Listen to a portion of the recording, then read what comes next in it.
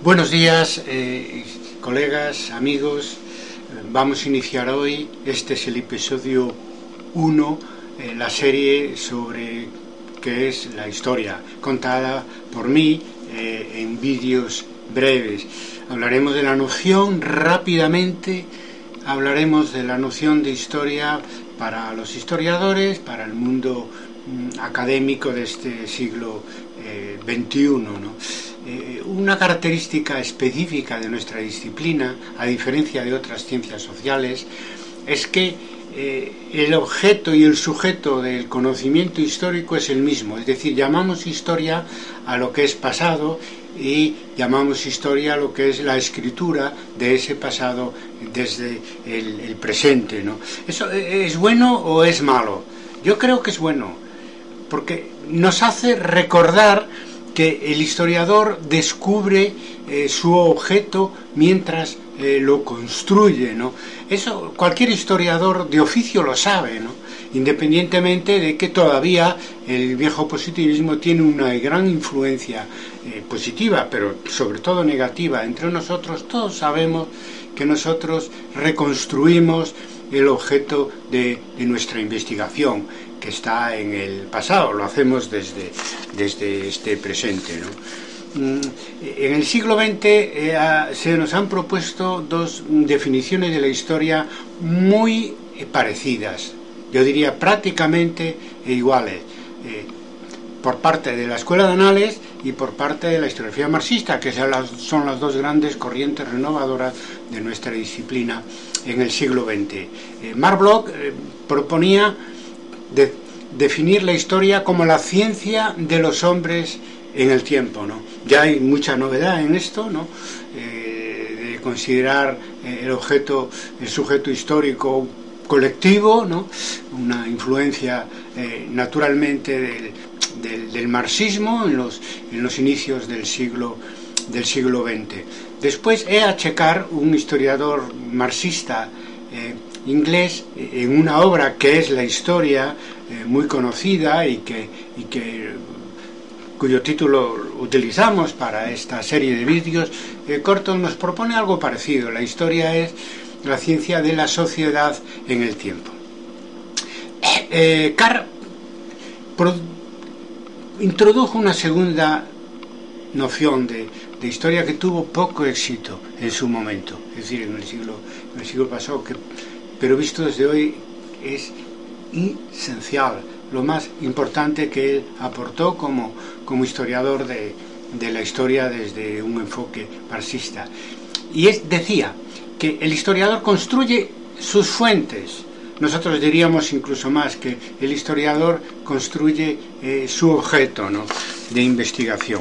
Es por lo cual que hoy, sabiendo que el oficio y la definición de nuestra disciplina evoluciona como evoluciona la historia del mundo científico, social, etcétera.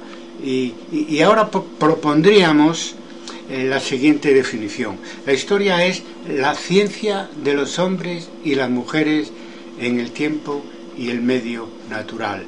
Es decir, si en el siglo XX el paradigma social, digamos, nos animó a una definición histórica que dejara atrás el viejo positivismo, hoy hay que ir más allá de las corrientes renovadoras del siglo XX e introducir el paradigma feminista y el paradigma ecologista en la definición de nuestra disciplina.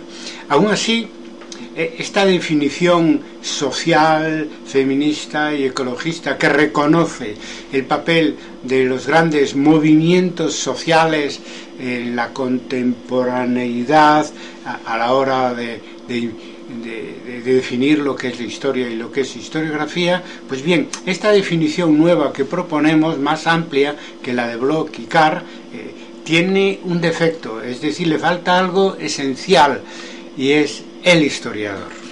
El papel del historiador es tal en la historia que se escribe que no debería faltar de una definición científica de nuestra disciplina adaptada a este siglo XXI. Sabemos también por la práctica empírica, los historiadores de oficio, que la historia depende del historiador, es decir, la historia que escribimos depende del historiador. Parece una perogrullada, pero es el gran secreto de nuestra disciplina.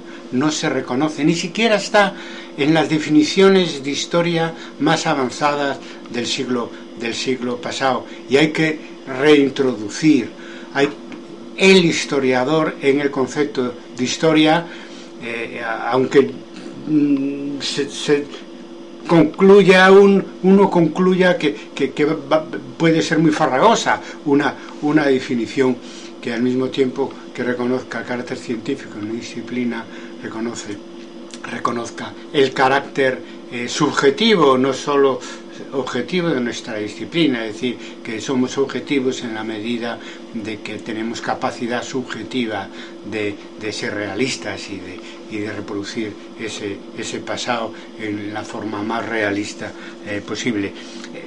No es una gran novedad, la historia lleva un enorme retraso en reconocer algo que Heisenberg, físico teórico, reconoció y descubrió a principios del siglo XX, y es que el observador influye en su objeto cuando investiga. El historiador influye en su objeto cuando investiga. Además, esa influencia es benéfica, porque gracias al historiador conocemos en gran medida lo que es ese objeto, ¿no? Porque cualquiera estaría de acuerdo con nosotros, incluso los mayores críticos de la historiografía académica tendrían que reconocer, y yo creo que reconocen, que cada vez sabemos más y mejor sobre el pasado gracias a la aportación de la historia como ciencia académica, como ciencia social. Se dice, es un lugar común, que tiene su parte de verdad, que cada generación revisa la historia.